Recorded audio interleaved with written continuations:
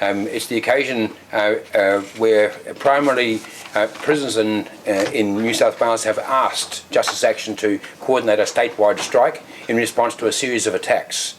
And those attacks have been on basic rights, the rights to privacy, to clean air, to procedural fairness before punishment, right to education, judicial certainty, health, hope and recovery. And these have been trampled without resistance.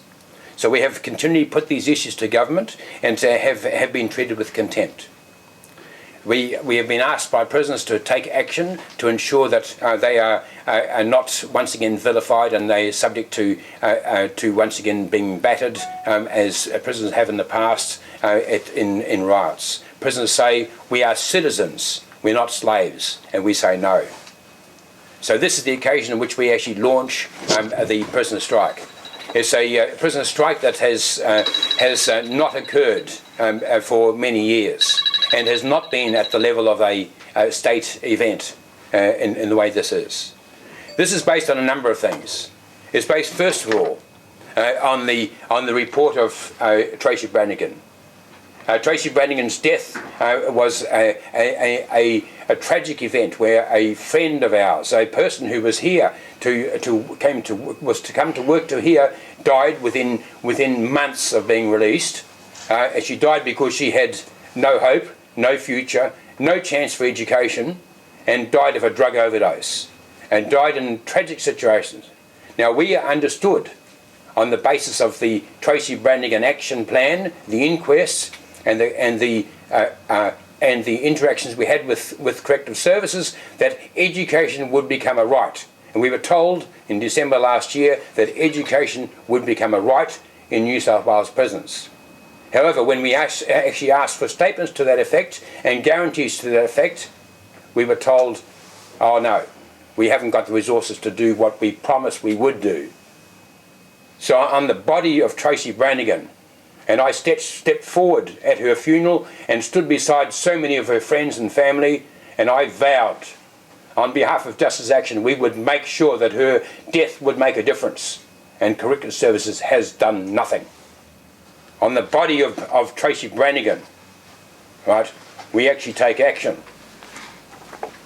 We take action also on the basis of this report. This report is the report of the Inspector of Custodial Services, John Padgett, when he presented to the Minister, to the Parliament, as is required by the Act, and as is required by the optional protocol for the Convention Against Torture.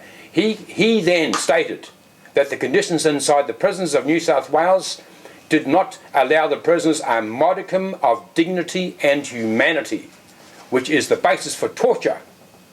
And yet the response by Corrective Services Minister, David Elliott, has been to ignore it. And the response by Corrective Services has been to shift the obligations onto the prison officers and say that the conditions that they expect are the reasons why Corrective Services won't allow prisoners dignity and humanity. And at the same time, there's an increasing use of imprisonment here in New South Wales. There's now 11,600 prisoners in New South Wales, increasing over the last 12 months by 33% in the remand area. This means that there's going to be an increasing cramming of the prisoners into the cells, and the government has said it will do nothing. That's unacceptable. And it's unacceptable for the Inspector of Custodial Services for his report to be ignored. The smoking issue. The government has no entitlement to remove the access to tobacco in a way that is not mirrored in the general community. It is legally entitled to be used in the general community, and it has and there have been trials, successful trials in Lithgow and in Cessnock, where prisoners were asked to smoke only in the yards, and we were told by the Commissioner, and he said publicly, that the trials were successful.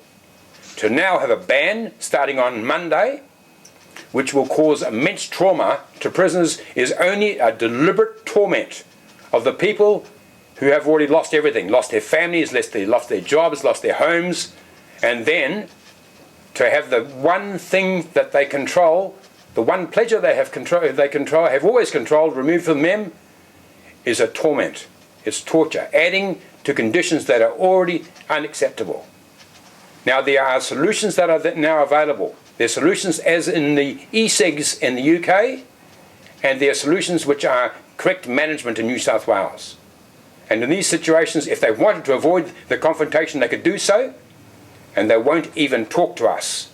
They won't even listen to the representatives of prisoners and negotiate on the entitlements of prisoners to receive the usual ways of avoiding the confrontation. It's as though they are deliberately provoking a confrontation. On the back of those issues, Justice Action accepts responsibility to help coordinate prisoners' responses. We know from experience that rights do not bring long-term changes. They only allow bullies to vilify and brutally degrade defenceless and desperate people. So after careful consideration, after discussions with many prisoners, ex-prisoners, and over many years discussions about tactics to deal with these sorts of tensions, we now declare the beginning of the prisoners' strike. The form of the strike. So strike progress reports, successes and statements from the prisoners will be collated on the iExpress website and published. And the end of the strike will be when there are respectful guidelines with mutual obligations, so that people inside prisons will get the support they're entitled to. So they will get an entitlement to hope and recovery, rather than to be crushed in their destructive isolation. So, with that, with the Rock of Alcatraz from the northeastern corner of Alcatraz, taken and used to launch the Australian Prisoners Union, with the symbol of the overcrowding in the prisons of New South Wales, we now light it.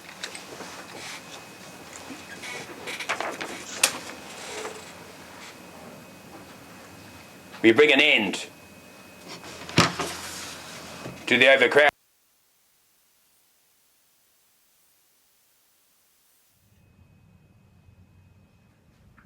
New South Wales prison strike.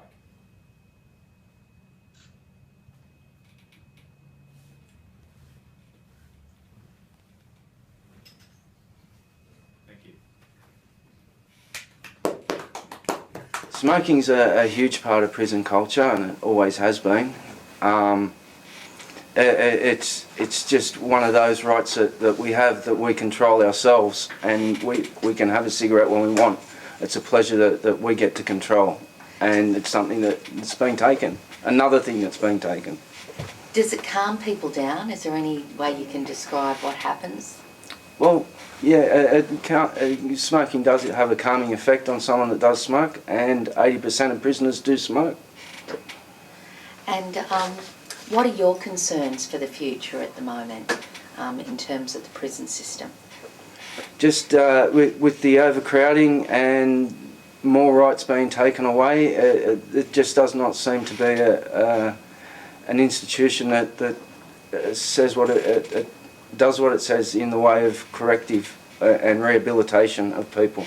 Can you give us an example of how overcrowded it was at Wellington and what it meant in daily life? Yes, the cells have been rearranged from being designed for one person to being designed to just being changed to fit two people. Cells that were designed for two people have now got three people. In other parts of the jail, there's cells with four people in them, sharing them. And the conditions are just cause trouble. Thank you very much.